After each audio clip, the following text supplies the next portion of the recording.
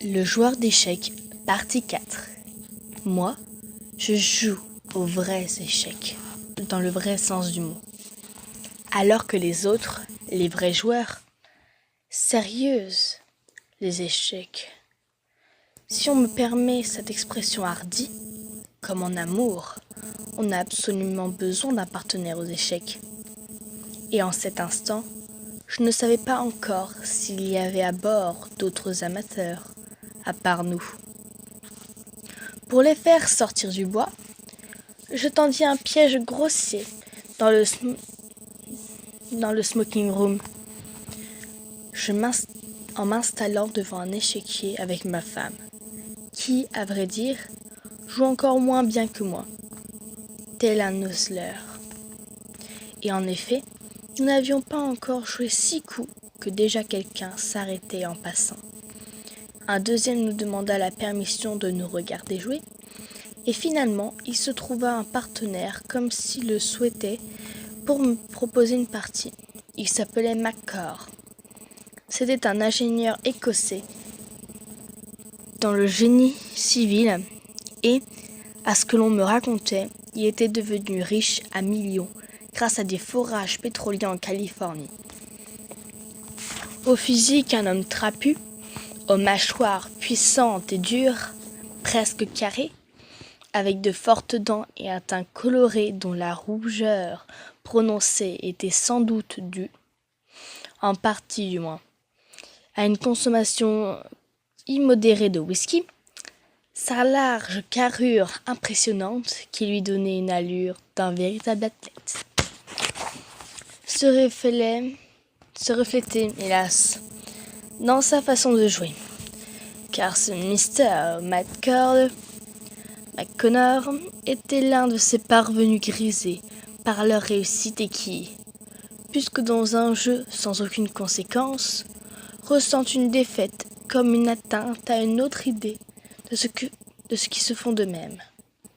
Habitués à s'imposer toujours et partout dans la vie, gâtés par le succès matériel, ce self-made man épais était si radicalement pénétré par la supériorité que la moindre résistance le contrariait comme une incessante rébellion et presque comme une offense.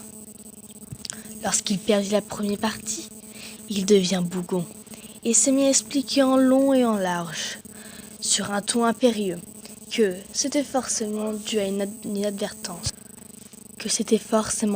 une inadvertance passagère. À la troisième, il rendit le bruit dans la pièce voisine responsable de sa défaite. Pas une fois, il n'accepta de perdre une partie sans réclamer aussitôt la revanche. Je finis par la considérer comme une circonstance négligeable, compte tenu de mon véritable objectif, attirer à notre table le champion du monde. Le troisième jour, cela marcha, mais cela ne marcha qu'à demi. Soit Sventovic nous avait observés, assis devant notre échiquier, depuis le lot du pont promenade, ou bien ce fut purement par hasard qu'il honora par sa présence le smoking room. Mais, en apercevant des profanes qui exerçaient son art, il ne put s'empêcher de s'approcher d'un pas vers nous, et, à cette distance respectable, de jeter un regard scrutateur sur notre échiquier. McConnor était en train de jouer, et ce simple coup parut suffire à Sventovic pour comprendre combien il était réellement peu intéressant pour un champion comme lui de suivre aussi longtemps nos efforts de dilettante. Avec le geste rapide dont on écarte dans une librairie, sans même l'avoir feuilleté, un mauvais roman policier qu'on vous propose, il s'éloigna de notre table et quitta le smoking room. Pesé et trouvé trop léger, me dis-je, un peu contrarié par ce regard froid, plein de mépris.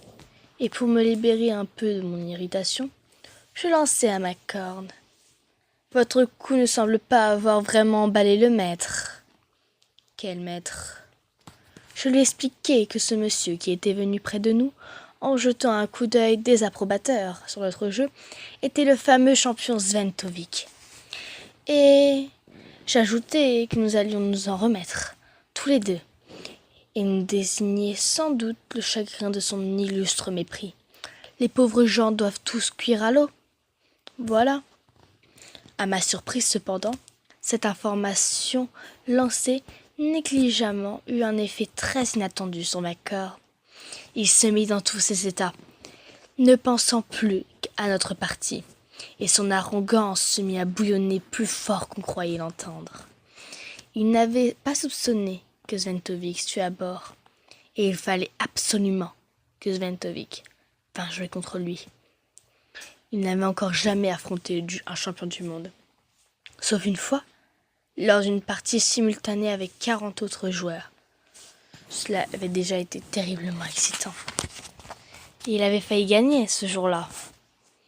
Est-ce que je connaissais personnellement le maître? Je dis que non. Est-ce que je ne voulais pas parler ou l'inviter à nous rejoindre?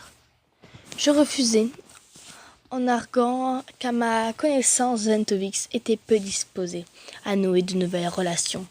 De plus, quel intérêt cela pouvait-il représenter pour un champion du monde de se commettre à des joueurs de 3e ordre comme nous? Est-ce bien, je n'aurais pas fait de parler du joueur de 3e ordre avec un homme aussi arrogant que McConnor.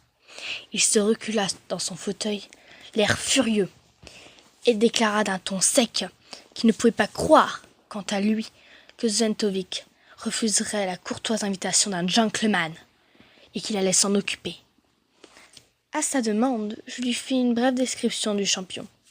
Et aussitôt, abandonnant d'un air indifférent notre échiquier, il s'ensa toute impatience à la recherche de Sventovic sur le pont promenade.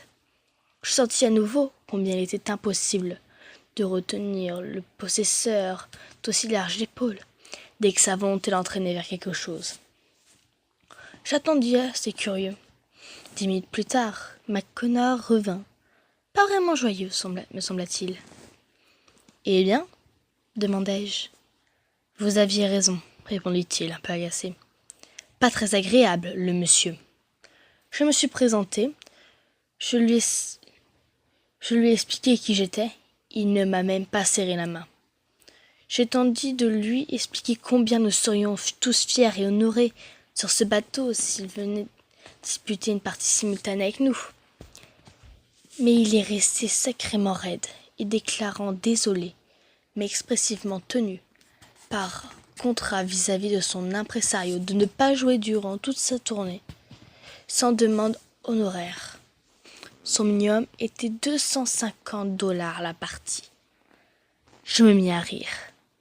L'idée de déplacer des pièces d'une case blanche à une case noire puisse être une affaire aussi rentable que je ne me serais jamais venue à l'esprit, j'avoue.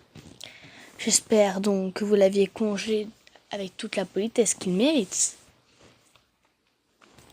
Mais McConnor resta très sérieux. La partie est fixée à demain après-midi, 3h, ici, dans le fumoir. J'espère que nous ne nous laisserons pas piler aussi facilement. Comment? Vous avez accepté à $250? m'écriai-je interloqué. Et pourquoi non? C'est son métier. Si j'avais une rage de dents et qu'il n'y eût pas par hasard un dentiste à bord, je ne lui demanderais pas non plus de m'extraire une dent gratuitement. Cet homme a tout à fait raison de fixer son prix très haut. Dans tous ces domaines, les gens vraiment capables sont aussi excellents d'hommes d'affaires.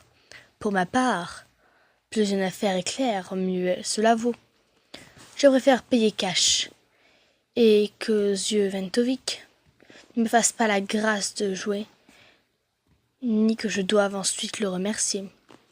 Et enfin, il m'est déjà arrivé dans mon club de perdre en une soirée plus de $250, sans pour autant jouer avec un champion du monde.